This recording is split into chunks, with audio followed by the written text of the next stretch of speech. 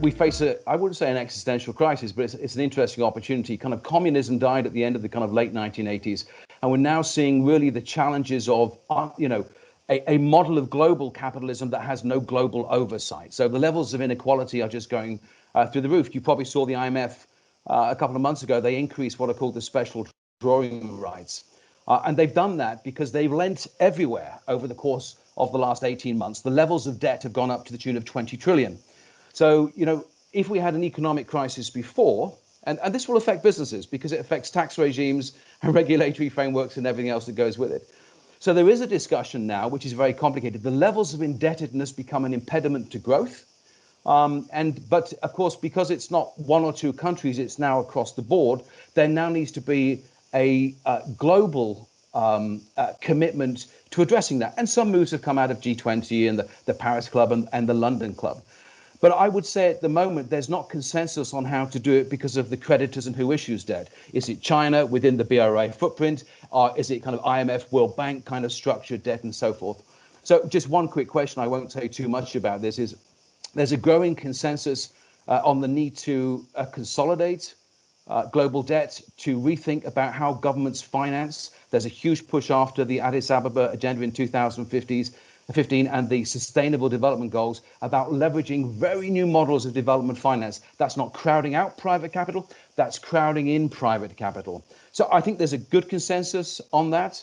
I still don't think, for political reasons, we are close to having any unified opinion on what the next macroeconomic global governance framework would look like. And of course, the digital cryptocurrency makes that even more challenging. So, I think, globalization appears to be a paradox in part, doesn't it? It's kind of unstoppable, but perhaps unsustainable. We explored this. I was one of the key experts on the Commission on the Future of Globalization. And we tried to look at this teleology between the rise of religious states, nation states, and this transition towards transnational corporations, if you like. And that's an interesting one because that's also a transition from democracies to technocracies. And there's lots of discussion around that going on around the fourth industrial revolution. I think the biggest concern we have, we know where it's going, right? So we know that what will happen is the virtual world will be a mirror of the physical world.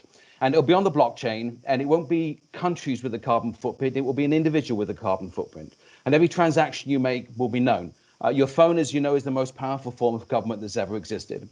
So there's huge opportunities that come with this. The risks I see, and I think which is where the global discussion is, we also live in a hybrid reality, and there are many layers to observe. There are winners and losers in this process of going from apps to dApps or IPOs to ICOs and this entire transition.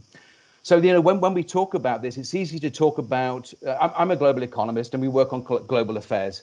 There have been more losers as a result of what's just happened so far than winners by a country mile.